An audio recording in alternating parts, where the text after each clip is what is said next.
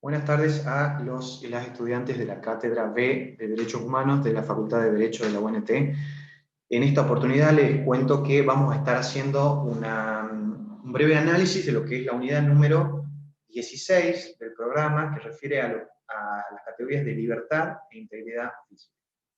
En estas grandes categorías, digamos, de lo que serían derechos humanos, que están enmarcados en un concepto más clásico liberal, vamos a ver también algunas derivaciones de estos derechos que refieren principalmente a cuestiones de prisión preventiva, detenciones, habeas corpus, así como también lo referente a categorías como torturas y otros tratos crueles, inhumanos y degradantes. Para facilitar mejor la comprensión de la clase, vamos a usar el método de pantalla compartida para que ustedes puedan ir guiándose con unas diapositivas que vamos a ir pasando. Todo para que tengan, bueno, una comprensión un poco más gráfica y pueda entenderse un poquito más. Bueno, como les comentaba entonces, aquí ya compartiendo pantalla, la unidad 16 trata sobre integridad y libertad personal. Categorías como prohibición de torturas, detención, prisión preventiva y habeas corpus son algunas que vamos a estar viendo durante el desarrollo de la clase. Vamos entonces, para empezar, a desarrollar de qué se trata esto de la integridad personal. ¿Qué implica la integridad personal? En primer lugar, la integridad personal es una categoría de un derecho de tipo clásico liberal, de los que anteriormente se llamaban derechos de primera generación, que tiene como característica, digamos, que en general uno se hace la idea de que este derecho es un derecho en el cual el Estado tiene el deber de abstención, es decir, el Estado cumple con la garantía de este derecho humano absteniéndose. Si bien este tipo de categoría, digamos, de caracterización del derecho, hoy en día ya está en crisis porque está superado por numerosos académicos en el sentido de que estos derechos, llamados anteriormente de primera generación, no existen integralmente o subsisten sin tener una relación de retroalimentación con los derechos llamados de segunda generación o derechos de tipo sociales, que son los que en el marco, digamos, histórico de los hechos, vienen luego por cuestiones históricas, digamos, con el constitucionalismo social y hechos también históricos como la revolución bolchevique, y bueno, principalmente todo lo que ha sido el movimiento del constitucionalismo social en México, en la Alemania de Weimar, en España, posteriormente aquí también, si bien unas décadas después, en Argentina, y en general una tendencia que hubo, digamos, como movimiento mundial, con el New Deal en Estados Unidos también, en donde se comenzaron a desarrollar categorías de derechos sociales. Bueno, hoy en día, como les decía, la discusión está un poco superada en el sentido de que los derechos de tipo de los que antes se llamaban de primera generación, no implican, como aparentemente surgen, una abstención total del Estado, sino que también implican, de alguna manera, una acción positiva del Estado para que estos derechos estén plenamente garantizados. Bien, hecha esta breve introducción a la categoría de estos derechos, de la unidad número 16, vamos a ver qué implica la categoría del derecho de la integridad personal. La integridad personal ustedes la van a encontrar en los instrumentos internacionales, en el principal que vamos a utilizar, que es el sistema regional, en la Convención Americana de Derechos Humanos, en lo que es el artículo número 5 de la Convención, donde se va a definir qué es la integridad personal. Para que ustedes tengan en cuenta, la categoría de integridad personal va a implicar siempre una abstención, digamos, del agente estatal primordial para su cumplimiento, que va a ser la prohibición de tortura, otros tratos crueles, inhumanos y degradantes. Entonces, a ver, para determinar previamente de qué se trata esta categoría, es necesario que sepamos que la integridad personal entonces va a ser, a ver, dentro de la categoría de lo humano y de la definición de lo que es la integridad de la persona humana, va a estar muy vinculado a la protección de la dignidad de la persona. Ustedes saben que los derechos humanos son derechos que están instituidos y constituidos a favor de la persona humana siempre. Entonces la integridad personal se propone acá como uno de los elementos constitutivos más característicos de lo que es la integridad del ser humano. Por eso es que también las afectaciones a lo que es la integridad personal no van a abarcar una faceta que sea únicamente física, es decir, algo que refiera, por ejemplo, a la libre circulación de la persona, o algo que refiera únicamente a un daño, digamos, en el cuerpo de la persona, sino también a una integridad en el sentido amplio de la misma, que implica también la integridad física, psíquica y moral. Ese es el concepto que tenemos que pensar cuando hablamos de integridad personal en su sentido más amplio, conforme lo tratan los instrumentos internacionales de derechos humanos y conforme también fue evolucionando esta categoría en diferentes fallos del sistema interamericano que vamos a ver también en la clase. Bueno, como les adelantaba anteriormente, vamos a ver que la integridad personal en el marco normativo internacional está en el artículo 5 de la Convención Americana, y ahí está definido, como toda persona, nos dice, toda persona tiene derecho a que se acepte su integridad física, psíquica y moral. Ahí está el concepto amplio de la categoría de la integridad personal. Y continúa, nadie debe ser sometido a torturas ni a penas o tratos crueles, inhumanos o degradantes. Toda persona privada de libertad será tratada con el respeto debido a la dignidad inherente del ser humano. La pena no puede trascender de la persona del delincuente. Y el artículo sigue. Esto va a ser lo principal en referente a la protección de la integridad personal. En el artículo 5 del Pacto de San José de Costa Rica, que también se replica en un sentido bastante idéntico, o al menos similar, en el Sistema Universal de Derechos Humanos. Estamos hablando específicamente del Pacto Internacional de Derechos Civiles y Políticos, en donde está justamente enumerado el abanico de derechos que hacen referencia a derechos de tipo civiles y políticos del Sistema Universal. Ustedes saben que en el Sistema Universal los derechos están separados. Tenemos un pacto para los derechos civiles y políticos y otro pacto para los derechos económicos, sociales y culturales. Entonces, a esta categoría de integridad personal la pueden encontrar en los artículos 7 y 10 del Pacto Internacional de Derechos Civiles y Políticos. Más allá de la definición de integridad personal y de los tratados, digamos, marcos de cada sistema, tanto universal como regional, vamos a encontrar también que existe un marco normativo internacional específico respecto de la protección de esta integridad personal, que es, en primer lugar, y quizás, digamos, el que tiene mayor,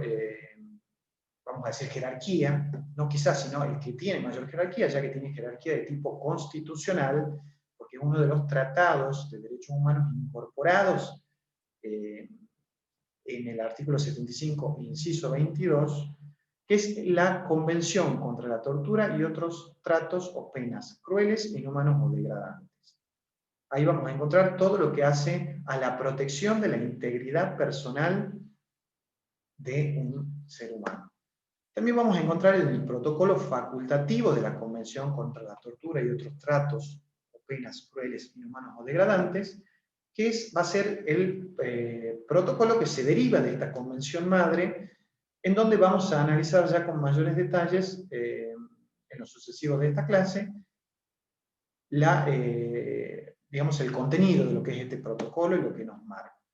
También tenemos ya en el sistema regional la Convención Interamericana para Prevenir y Sancionar la Tortura. Todos estos, tanto el segundo como el tercero, han sido adoptados por ley en el Congreso, es decir, que tienen una jerarquía de ley nacional. No así el primero, que como ya les había adelantado, tiene una categoría de tipo constitucional. Esos serían, digamos, los tres grandes marcos normativos que están receptados desde el marco internacional hacia nuestro país. Bueno, vamos a analizar un poco entonces entrando directamente ya en lo que es la Convención contra la Tortura y otros tratos o penas crueles, inhumanos o degradantes, lo que refiere al artículo 1 de la misma, a ver de qué se trata, es decir, qué es lo que nos presenta. Recuerden que este tipo de tratados son tratados específicos, que son, digamos, complementarios de lo que son los tratados madres, como pueden ser el Pacto de San José de Costa Rica o la Convención Americana, por un lado, y los pactos internacionales del Sistema Universal. En este caso, la Convención contra la Tortura y otros tratos o penas crueles, inhumanos o degradantes pertenece al Sistema Universal de Protección de Derechos y nos define en el artículo 1 cómo estaría categorizado, es decir, cuáles son los elementos constitutivos de un acto de tortura. En primer lugar, la primera característica de este tipo de actos va a ser que sea un acto de tipo, por supuesto, intencional. Es decir, la intencionalidad se va a referir a la voluntad del acto, ¿no es cierto? Es decir, a la intención directa de realizar el acto que se pretende efectuar. En segundo lugar, este acto intencional tiene que tener como características dolores o sufrimientos graves, físicos o mentales. Fíjense cómo acá la categoría, recuerden que esto es un desprendimiento de la categoría de la integridad personal, acá se lo hace en sentido amplio, en el sentido de que estos dolores o sufrimientos graves pueden ser tanto físicos como mentales, no tienen que ser necesariamente físicos. Recuerden que la integridad personal está constituida en garantía tanto de la integridad física como de la integridad psíquica y moral. Un tercer elemento constitutivo de la tortura va a ser que, y acá está digamos, yo diría un punto importante de la cuestión, que este acto intencional que provoque dolores o sufrimientos graves tiene que ser cometido, instigado o consentido por un funcionario público o por una persona en ejercicio de la función pública. Es decir, acá tenemos el elemento subjetivo de lo que es el acto de la tortura, y este elemento subjetivo nos pone como exigencia que este acto sea cometido por una persona que represente al Estado. Es decir, tanto formal como informalmente, puede haber, por ejemplo, una orden directa de una autoridad estatal, no obstante que esta orden directa sea delegada en alguna persona también que revista algún tipo de investidura estatal o no. Puede ser una orden realizada por alguna autoridad estatal que esta orden, no obstante esta orden sea ejecutada por alguna persona que no revista autoridad estatal. No obstante eso, esto sería instigado o mínimamente también consentido por el funcionario público. Recuerden que en la teoría del órgano, el funcionario público es quien representa la voluntad del Estado. Y como cuarto elemento constitutivo tenemos que ver cuál es la finalidad de esto. La finalidad del acto intencional que provoque estos dolores o sufrimientos graves y que sea cometido, instigado o consentido por el funcionario público, debe tener como finalidad, y aquí está la diferencia respecto de otras categorías, digamos, de delitos, de castigar, intimidar, coaccionar, obtener información o confesión o por discriminación. Es decir, tiene que haber una finalidad clara en este acto intencional de tortura para que nos indique que existe este elemento al cual va dirigido la voluntad de este acto intencional, que es castigar, intimidar, coaccionar, o obtener información o confesión o por razones de discriminación. Estos serían entonces los 4 elementos constitutivos de la tortura que debemos tenerlo presente para tener una noción, aunque sea básica, de lo que refiere la tortura en el marco normativo internacional. En este sentido van a ver también cómo esta Convención contra la Tortura ha decantado en el marco nacional, y ahora van a ver cómo lo pueden encontrar a esta definición también en el artículo 144 ter y subsiguientes del Código Penal, en donde el derecho nacional recepta en el marco jurídico internacional y crea delitos, digamos, nuevos delitos, que se derivan de la categoría internacional, que refieren justamente al delito de tortura. Para una definición un poco más detallada, pueden ver en estos casos hay jurisprudencia interesante, como el caso de Buenos Aires versus Argentina, que es jurisprudencia que es emanada de la Corte Interamericana de Derechos Humanos, que define a tortura como los malos tratos que tuvieron como finalidad específica forzar la confesión del señor Bueno Alves. En este caso van a ver que hablamos de esta finalidad que debe tener el acto intencional, que provoque grave sufrimiento y que sea realizado por un funcionario público. En este caso esta finalidad era forzar una confesión del señor Bueno Alves. En este sentido, la confesión forzada está contenida dentro de lo que es el artículo 5, que nos habla sobre la integridad personal. Es decir, que no se puede cometer torturas contra una persona para obtener la confesión de algún delito o de algún hecho que se estuviera investigando. En el caso del penal Miguel Castro Castro, también es otro caso que emana de la Corte Interamericana de Derechos Humanos, y acá también se ve replicado esto y ampliado en lo que es Rosendo Cantú. Nos habla en el caso del penal Miguel Castro Castro que una violación sexual bajo ciertas circunstancias constituye tortura cuando exista intencionalidad, severidad del sufrimiento y la finalidad del acto. Interesante esto en el sentido de que después, como le digo, en Campo Algodonero y más específicamente en Rosendo Cantú, también sentencia emanada de la Corte Interamericana, van a ver cómo esta categoría, digamos, de lo que es el abuso sexual puede estar subsumida dentro de lo que se considera como un acto de tortura cuando existen ciertas características que pueden subsumirse a las características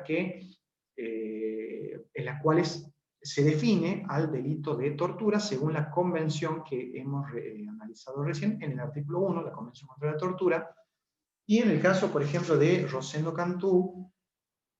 se habla, por ejemplo, de que puede haber un acto de tortura, si bien la violación sexual no siempre será un acto de tortura, puede constituir un delito penal individual con sus propias características, sí puede el abuso sexual y la violación constituir un acto de tortura para, y cito acá, directamente desde la jurisprudencia de Rosendo Cantú, dice, en efecto, no en todos los casos la consecuencia de una violación sexual serán enfermedades o lesiones corporales. Las mujeres víctimas de violación sexual también experimentan severos daños y secuelas psicológicas y aún sociales. La violación sexual de la señora Rosendo Cantú se produjo en el marco de una situación en la que los agentes militares, fíjense acá la intervención de la función estatal, es decir, de los agentes que revisten el carácter de, digamos, el carácter estatal que exige como elemento constitutivo este delito, los agentes militares interrogaron a la víctima y no obtuvieron respuestas sobre la información solicitada. En el presente caso se tuvo la finalidad específica de castigo ante la falta de información solicitada. Una violación sexual puede constituir tortura aun cuando consista en un solo hecho y ocurra fuera de las intervenciones estatales, de las instalaciones estatales.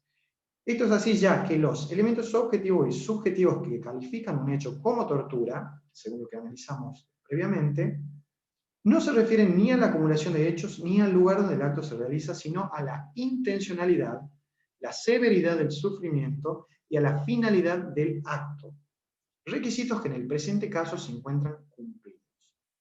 Con base a lo anterior, el tribunal concluye que la violación sexual en el presente caso implicó una violación a la integridad personal de la señora Rosendo Cantú,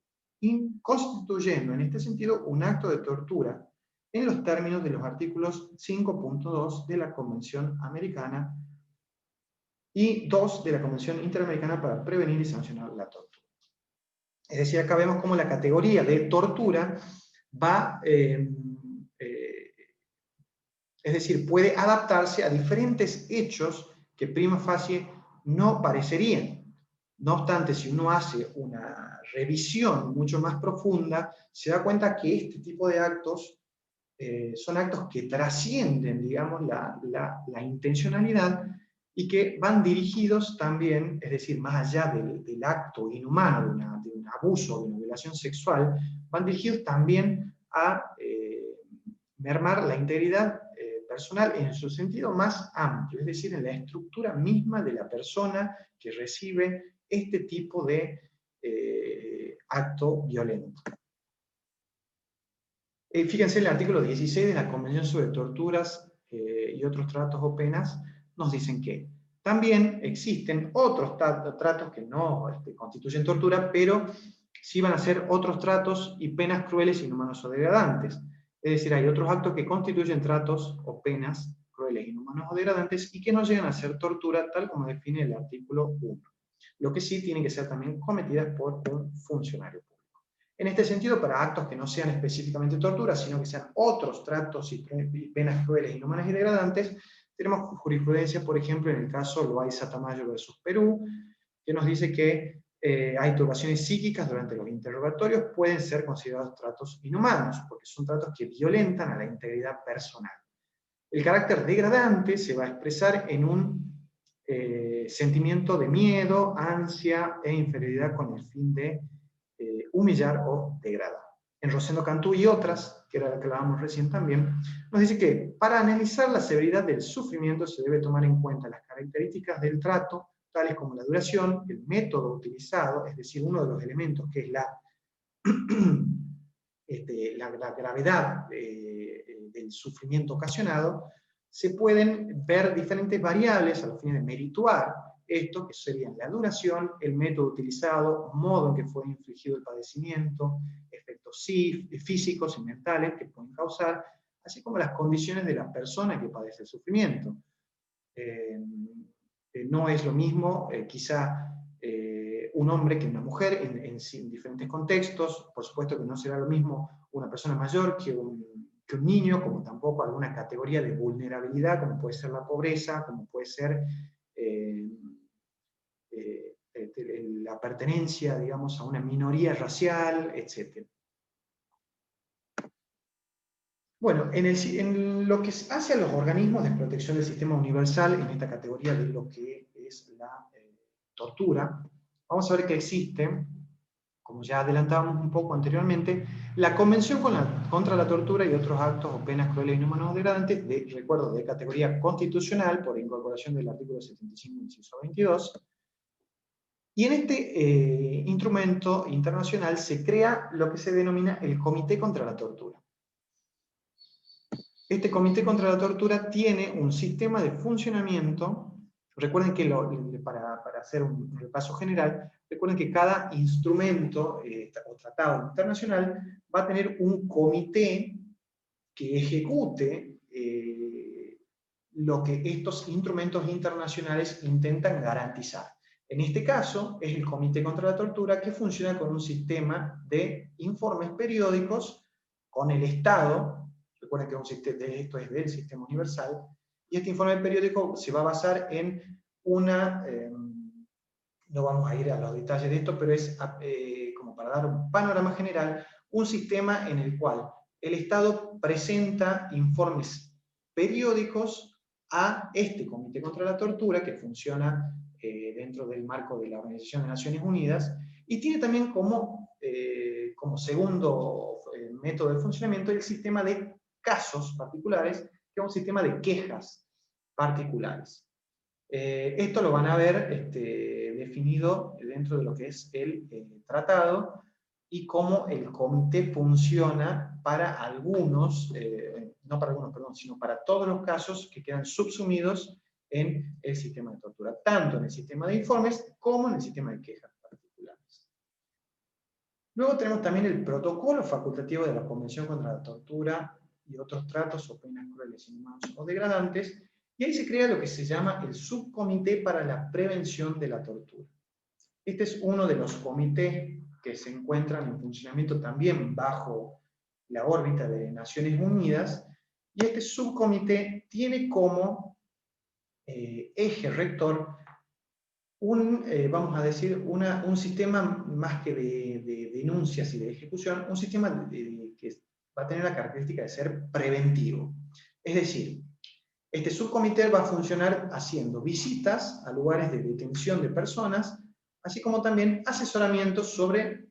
lo que fuera materia de prevención. Es decir, que es un comité que va a hacer un monitoreo de todos los lugares de detención que existen en cada uno de los estados signatarios de este tratado, así como también asesorar sobre la prevención. Recuerden que este protocolo facultativo es un tratado que, si bien está conectado con la Convención contra la Tortura, este protocolo facultativo es un instrumento internacional aparte que necesita ser ratificado por el Estado signatario para que pueda aplicarse. En el caso de la Argentina sí está ratificado. Este protocolo facultativo ha sido receptado por el Congreso de la Nación y se le ha dado categoría, es decir, que es un tratado de derechos humanos que va a tener que no está incorporado dentro del rango constitucional, pero por ser un tratado de derechos humanos va a tener una categoría superior a las leyes nacionales. Esto debería estar funcionando, digamos, en el país, en cada uno de los estados que los componen, es decir, en las provincias y en Ciudad Autónoma de Buenos Aires. No obstante, existen algunas entidades estatales que todavía no han llegado a ponerla en funcionamiento del todo, como es el caso, por ejemplo, de Tucumán, en el cual se encuentra en vías de creación. Ya existe la ley provincial y está ya realizándose todas las tareas para su ejecución, ya para que este comité pueda ya tomar las riendas y realizar toda esta tarea a la que está siendo llamada. Bueno, eso más o menos hace lo que es la categoría de integridad personal y a su contrapartida, que vendría a ser la tortura y otros tratos o penas crueles e inhumanas o degradables.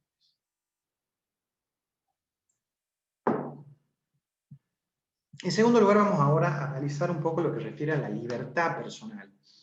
La libertad personal también es una categoría de derechos humanos que vienen derivadas de las categorías de derechos de primera gente, anteriormente llamados de primera generación, que son derechos de tipo civil. Recuerden que los derechos civiles y políticos componían esta categoría. La libertad personal es uno de los pilares del derecho clásico liberal, de los derechos, digamos, del Estado moderno. Estamos hablando que son categorías de derechos que se desarrollan muy fuertemente con explosión burguesa de lo que fueron las primeras revoluciones de la era moderna, digamos, principalmente lo que fue la revolución, bueno, para empezar, la revolución industrial, y luego la revolución francesa, la revolución norteamericana, son como los grandes pilares impulsores de la explosión de estos derechos típicamente civiles. La libertad personal tiene como, vamos a hacer, digamos, un repaso de esta categoría de derechos, viendo cuáles son los alcances de este derecho a la libertad y cuál es su contrapartida, es decir, cuando este derecho se restringe. Cuando este derecho se restringe, por razones, por supuesto, debe ser por razones legales, se van a dar categorías como la detención y la prisión preventivas, y como garantía de este derecho a la libertad personal existe la herramienta llamada habeas corpus, que también la vamos a analizar. Bueno, algunas determinaciones previas sobre lo que es la libertad personal. En sentido amplio, vamos a decir que la libertad, por supuesto, va a ser la capacidad de hacer y no hacer todo lo que esté lícitamente permitido. Recuerden que la Constitución Nacional protege los actos, nos consagra, digamos, una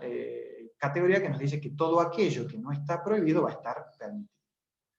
Es un derecho humano básico, es decir, junto con el derecho a la vida, viene el derecho a la libertad. Y a la integridad, para que la vida pueda desarrollarse como mínimo plenamente. Digo como mínimo porque aquí estamos, digamos, haciendo una abstracción de los derechos sociales que luego se agregan a toda esta categoría de derechos para dar una realidad, digamos, en el sentido de que la dignidad debe alcanzarse no solamente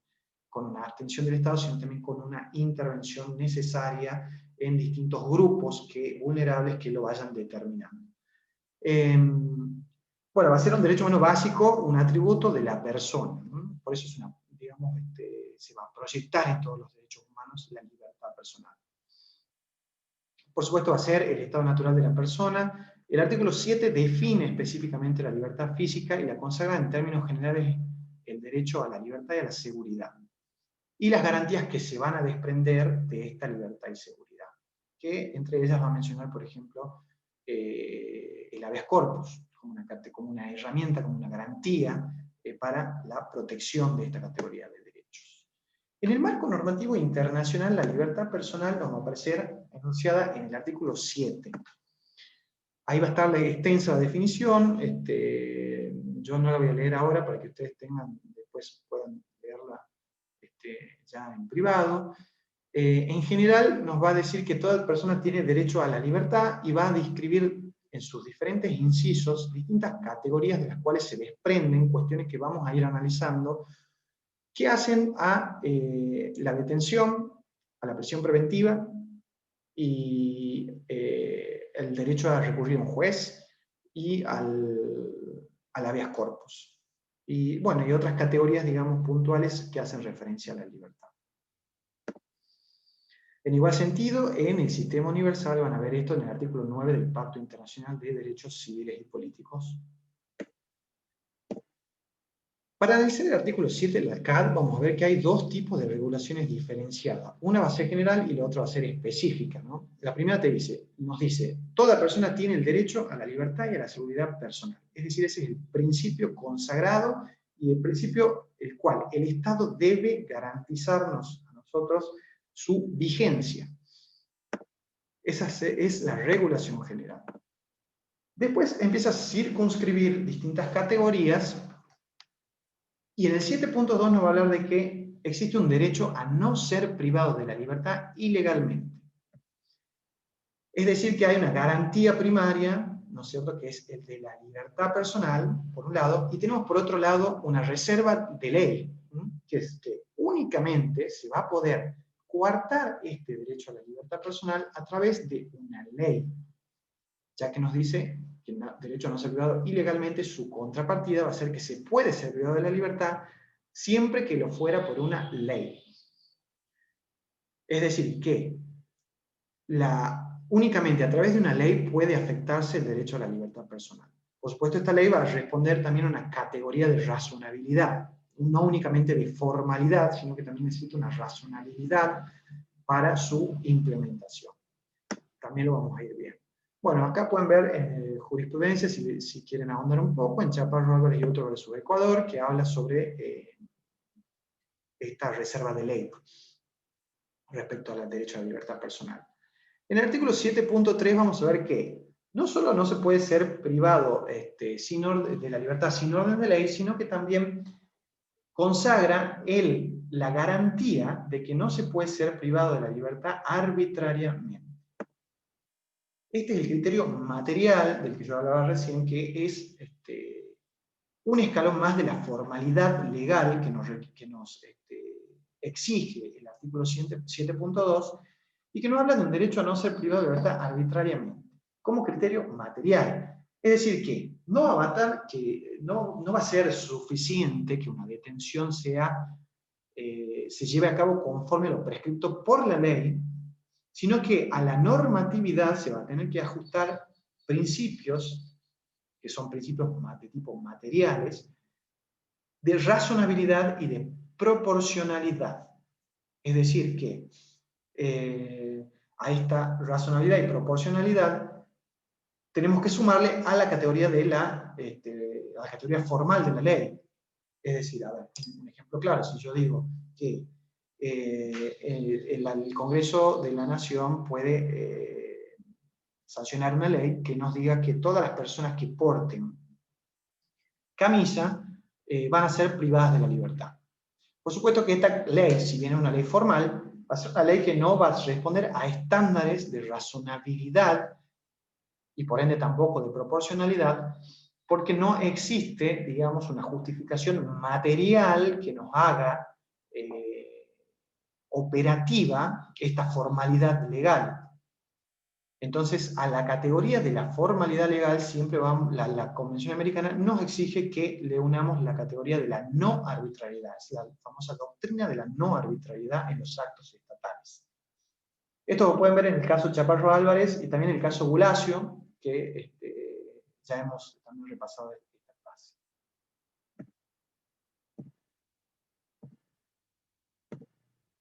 Luego nos enumera también la Convención Americana el derecho a lo que se llama conocer las razones de detención. Las razones de detención, cuando se produce esta privación a la libertad, tienen que ser comunicadas de inmediato, nos dice la Convención Americana, al momento de practicarse la detención. Esto de inmediato significa que cuando uno es privado de la libertad, tiene que serle comunicado por el agente estatal la razón formal por la que se privó de la libertad, sería el marco normativo, así como también la razón material, es decir, el hecho el cual se presume subsumido a la razón formal de la ley para que opere esta privación de libertad. Rige frente a toda privación de libertad, relacionada o no con un proceso penal, inclusive frente a detenciones practicadas en flagrancia. Recuerden que las detenciones pueden suceder por una orden judicial, en los hechos por una orden judicial o por un acto cometido en flagrancia, es decir, un acto cometido, por ejemplo, en la vía pública, puede ser, no sé, un arrebato, puede ser algún tipo de un acto de violencia, etc. Los casos, bueno, son los que vemos todos los días, aquellos que estamos relacionados con el servicio de justicia o que lo que pueden ver también en los medios, ¿no? Siempre que haya una privación de libertad, esa privación de libertad tiene que tiene que darse a conocer las razones de esa detención o privación de libertad. Acá pueden ver jurisprudencia en el caso López Álvarez versus Honduras, si quieren ahondar un poco en las razones de la detención. El derecho a que se den los motivos de la detención. Y luego en el 7.7 también la Convención Americana nos da, que en esto no vamos a ahondar, esta categoría de derecho a no ser detenido por deudas. Bueno, veamos ahora un poco lo que hace a la libertad personal. Vamos a ver que en el artículo 7.5 nos exige la Convención Americana un derecho al control judicial de la privación de libertad. Y en este caso, específicamente, la razonabilidad del plazo de la prisión preventiva. Ustedes saben que la prisión preventiva es una medida cautelar que utiliza el Estado en el marco de un proceso penal. Esta categoría de la prisión preventiva como medida cautelar ha sido discutida a lo largo de la jurisprudencia y a lo largo del tiempo respecto de su procedencia y sus características. Vamos a ver un poco de qué se trata esta categoría. Existe acá como una obligación de tramitar con mayor diligencia y prontitud procesos penales en los que el imputado se encuentre privado de su libertad. ¿Qué es la prisión preventiva? En la prisión preventiva existe una tensión de dos derechos fuertes, y en esta tensión vamos a ver que tenemos por un lado el estado de inocencia y el derecho a la libertad personal de una persona, que tienen categoría constitucional, pero por otro lado vamos a ver que desde el interés estatal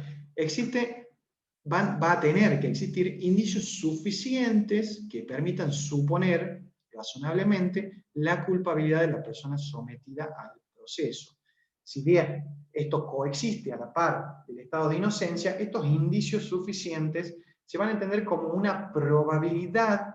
de que la persona podría haber cometido el hecho. Es decir, se requiere no una certeza, puesto que la certeza destruiría el estado de inocencia, sino una probabilidad o indicio de que la persona haya por lo menos estado relacionada con el hecho que se investiga. La prisión preventiva en este caso debe ser estrictamente necesaria para asegurar que el acusado no impedirá el desarrollo eficiente de la investigación ni eludirá la acción de la justicia. Fíjense que esta categoría ha sido ya elevada a una categoría, a una exigencia que no puede ser dejada de lado siempre que se dicte una prisión preventiva, porque la finalidad de la prisión preventiva siempre va a ser que el acusado no eluda la justicia o prevenir la peligrosidad que pueda presentarse en el proceso, ya sea por desaparición de pruebas, ya sea por influencia con testigos, ya sea por peligro de fuga, etc. En este caso, se recuerda entonces que la prisión preventiva, al ser una cautelar y una excepción al principio de la libertad personal, siempre va a ser una cautelar del proceso y en este sentido va a ser excepcional. La categoría de la excepcionalidad hace a que se encuentra, digamos, es una excepción a una categoría de derecho de tipo constitucional y convencional. Tiene que ser necesaria, la necesariedad es una característica de la preventiva, ya que si se puede suplir por otros medios de coerción menos gravosos, siempre se va a estar a favor de la suplencia. Un medio menos gravoso podría ser, por ejemplo, una prohibición de acercamiento, la promesa de presentarse ante un organismo público cada tanto tiempo, por ejemplo, la promesa de establecer un domicilio, etc. Cuando todas estas categorías anteriores de medida de coerción menos gravosas no permiten, a criterio de un juez, asegurar la comparecencia en el proceso o no otorga garantía suficiente para garantizar el éxito del proceso y de la investigación, en este caso sí va a proceder como última ratio la prisión preventiva. Por eso es su categoría de necesariedad. No obstante eso, cuando proceda, la prisión preventiva tiene otra categoría que nos demanda ya con criterios convencionales, así como también legales, por supuesto, que es el criterio de la proporcionalidad. La prisión preventiva tiene que ir unida a la proporcionalidad. Esto implica que la prisión preventiva va a ser determinada por un plazo judicial que sea proporcional a aquello que se pretende cautelar, es decir, al proceso que se pretende cautelar. Ejemplos prácticos. Si en alguna causa se investiga, por ejemplo, algún abuso sexual, para poner un ejemplo, en este caso, la prisión preventiva puede llegar a dictarse hasta tanto se puedan tomar las muestras de ADN de la persona, o en un caso, por ejemplo, de homicidio, lo mismo, en un caso de robo, puede fundarse la necesidad de la prisión preventiva, robo con testigos, puede fundarse en el caso de que el imputado no intente, por ejemplo, coaccionar a los testigos que eventualmente puedan declarar en la causa. Esto va a ser a la proporcionalidad de la prisión preventiva, puesto que siempre estamos frente a el estado de inocencia y al derecho a la libertad personal, ya que, recuerden, la prisión preventiva se realiza durante la investigación de un hecho penal, de un eventual hecho ilícito, y por ende no hay una condena firme. La condena es aquello único que destruye el estado de inocencia. Por eso la prisión preventiva es una medida de tipo cautelar. Y también va a ser provisional, en el sentido de que aquellas razones que funden, digamos,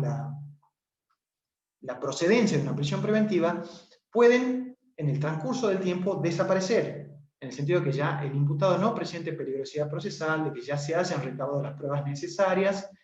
y eventualmente su libertad no incida en esto,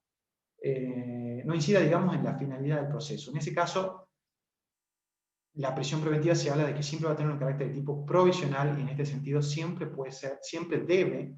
y tiene el derecho el imputado de que se revise la situación de su prisión preventiva durante todo el transcurso del proceso penal.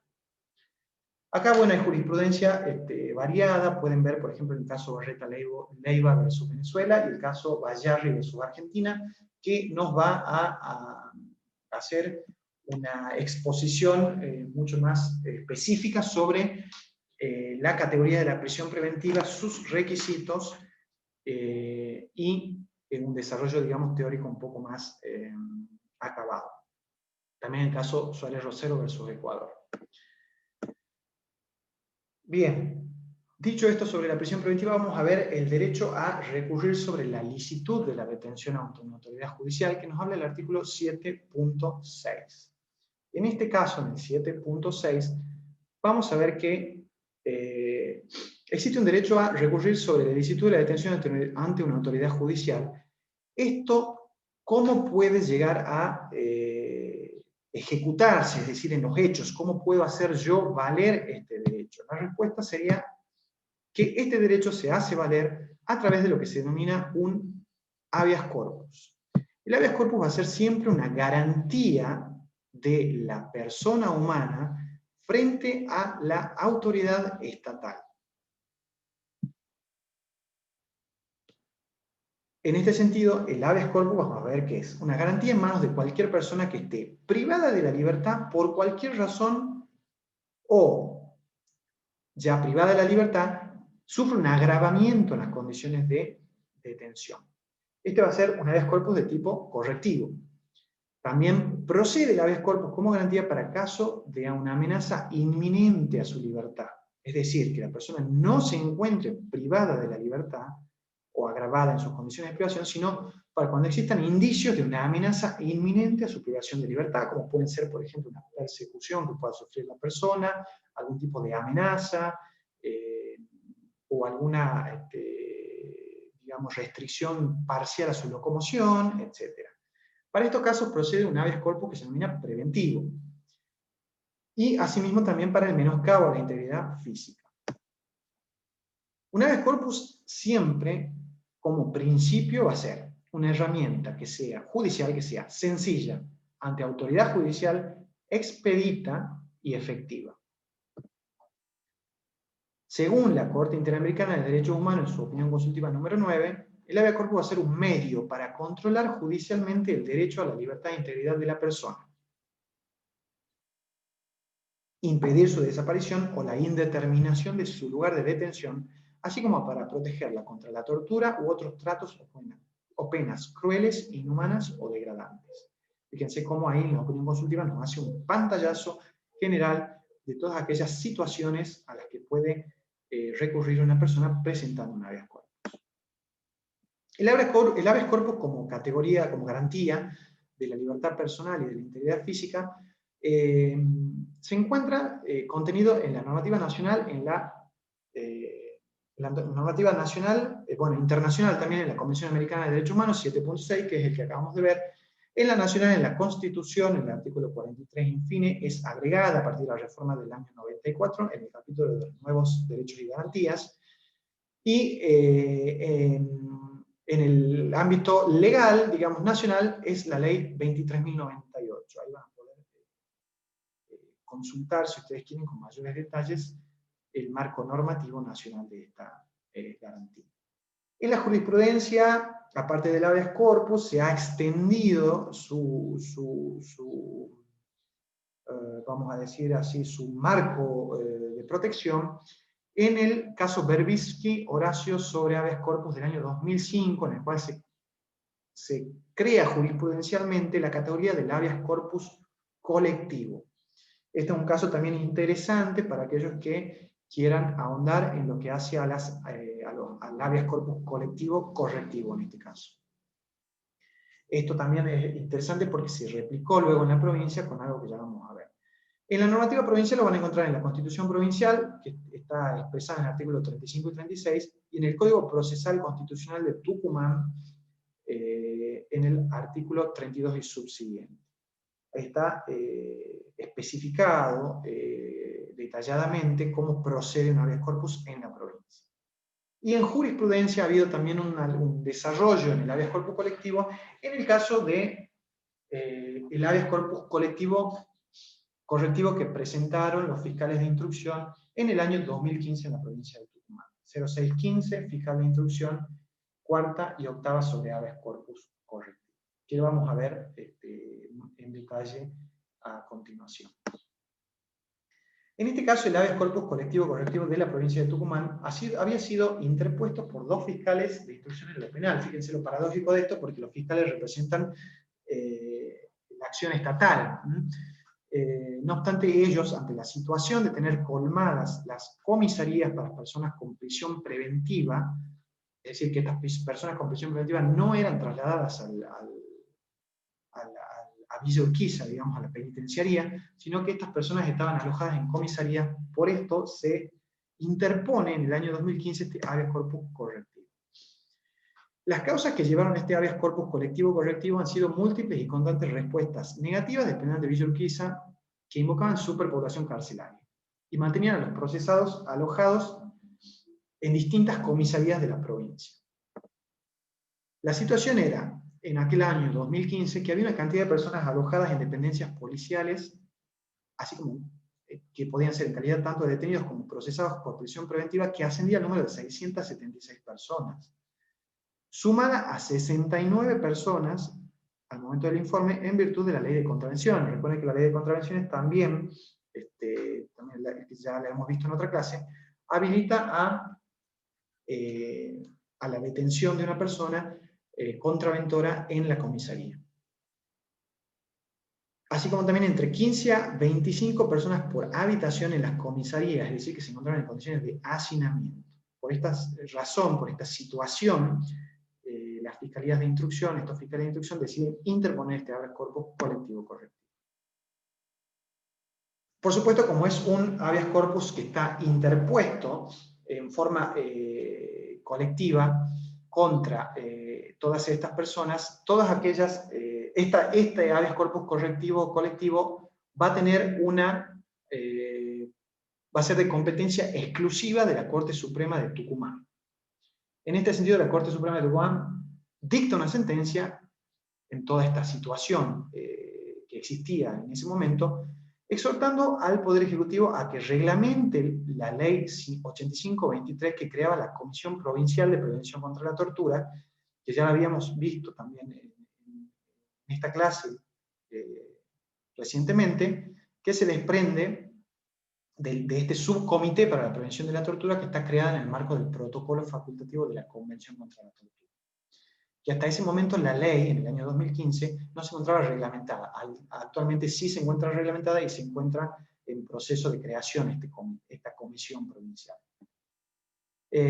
También exhorta a regularizar la situación de los detenidos por causas contravencionales. Recuerden que ya había habido un pronunciamiento en el año 2010 por la Corte Suprema de Justicia de la Nación y 2014 por la de Tucumán respecto de esta ley de contravenciones. Y exhorta también la Corte a que se proceda a construir en Villa Urquiza la alcaldía con capacidad para 400 personas, otorgándose prioridad a la obra, y ordena traslados de los presos con prisión preventiva hacia esa nueva alcaldía. Situación que al día de hoy se encuentra también en proceso. Exhorta al Poder Legislativo a adecuar la legislación contravencional a los estándares constitucionales y convencionales vigentes. Esto no es nuevo, ya había sido materia de debate, como bien les adelantaron, en el año 2010 y 2000 por la Nación, y en el año 2014 puntualmente en la provincia. Esto fue el 13 de agosto del año 2015, la primera sentencia exhortativa de la Corte respecto de este habeas corpus colectivo correctivo. Luego, como esta es una sentencia de seguimiento, existen otros casos de sentencias de seguimiento a nivel nacional, como el fallo Mendoza del Riachuelo, provincia de Buenos Aires, es uno de los casos paradigmáticos de estas sentencias, digamos, exhortativas y a su vez también de seguimiento por parte, son como sentencias de monitoreo de la Corte hacia los distintos agentes estatales. En diciembre de 2018 la Corte vuelve a sacar otra sentencia en el marco de este habeas corpus, donde hace un repaso de esta situación, es decir, 3 años después. La Corte concluye que hasta la fecha, hasta el diciembre del año 2018, no estaba en funcionamiento la Comisión Provincial de Prevención de Tortura y otros tratos o penas, hasta la fecha de esa ya se había reglamentado, que la Corte había ordenado, había exhortado a la reglamentación, a la fecha se reglamentó y se designa a sus integrantes. No está en funcionamiento, pero está hasta la fecha por lo menos está ya en vías de función.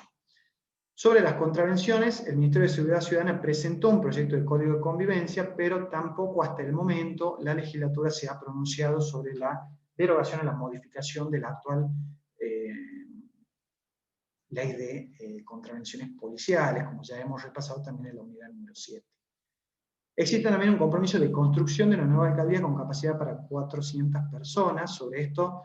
digamos, se ha desdibujado un poco y se ha avanzado en la creación de una unidad con 192 cupos, que hasta el momento tienen condiciones irregulares y que está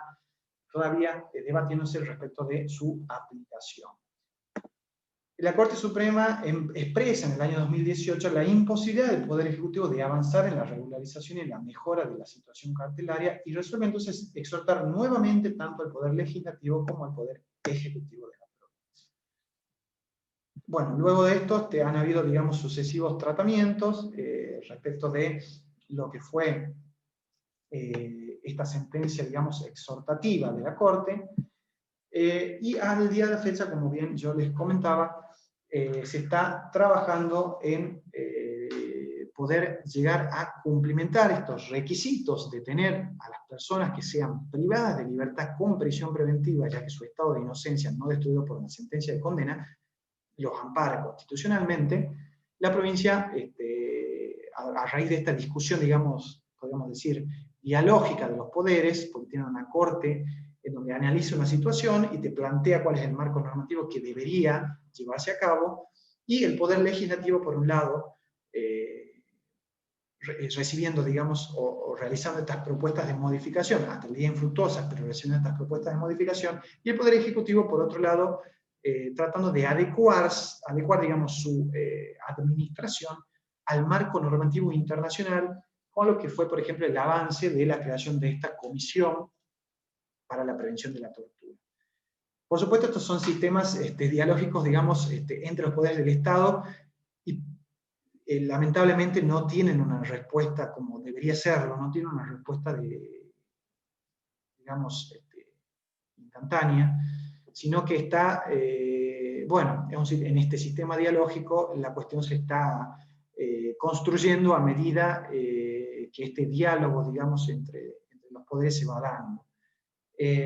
Por supuesto, a lo que tendemos como cátedra, y en este sentido como estudiantes también, es a que se cumplan estos estándares internacionales en nuestra provincia a los fines de poder garantizar estas categorías, que fíjense cómo empezamos las clases y pensamos que eran categorías que antes se las tenían como típicamente abstencionistas del Estado, y cómo estas categorías típicamente abstencionistas pasaron a mutar a una categoría en donde el Estado no solo debe abstenerse, sino que el Estado debe, para poder cumplir cabalmente con la integridad y la seguridad y la libertad personal, debe realizar acciones positivas que impliquen cuestiones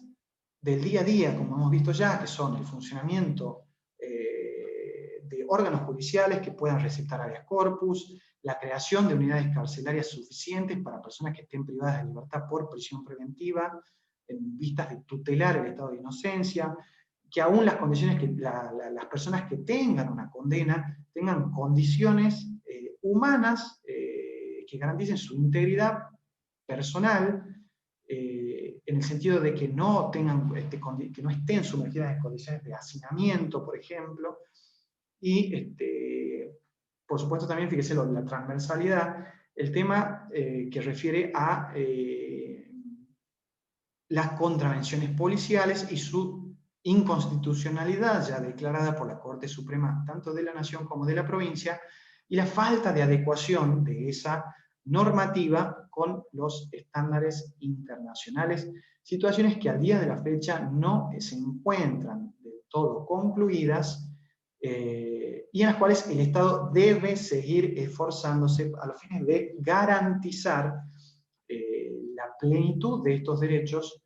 que, como decíamos, se pensaban de carácter típicamente abstencionista. No obstante, vemos cómo hoy en la complejidad de la vida humana y de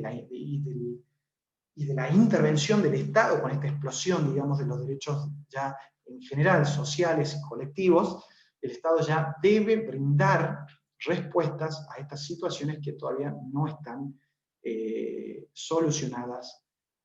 cabalmente y dentro de lo que se espera en el marco del sistema jurídico internacional. Bueno, en conclusión, esto es más o menos lo que hace la unidad número 16. Ustedes pueden ahondar en la jurisprudencia que yo he ido por ahí exponiendo, si es que quieren ahondar en algún tema puntual. Y bueno, en ese sentido también tienen, por supuesto, toda la bibliografía que está puesta en el campus virtual, en la unidad número 16, que ahí van a poder hacer una lectura, digamos, más detallada de todo lo que ha sido dado hoy en esta clase. La bibliografía general que van a necesitar va a ser la de Medina Quiroga Cecilia, en el capítulo 3 y el capítulo 4. El capítulo 3 es integridad personal y el 4 es derecho a la libertad personal. Así también pueden ver en Steiner y Uribe, la Convención Americana sobre Derechos Humanos, comentario, páginas 131 a 159. Pueden ver también el habeas corpus correctivo colectivo, la sentencia que larga la Corte de Tucumán el año 13 de agosto de 2015 y la de diciembre de 2018, como para tener, digamos, una comprensión más cabal de lo que hemos visto hoy. Bueno, en definitiva, eso sería entonces, y espero que haya quedado claro todas las especificaciones de la unidad número 16, libertad e integridad personal. Muchas gracias por la paciencia y espero que hayan podido comprender. Cualquier duda vamos a estar a disposición a través del campus de la cátedra y vamos a estar en contacto seguramente pronto. Muchísimas gracias y hasta la próxima clase.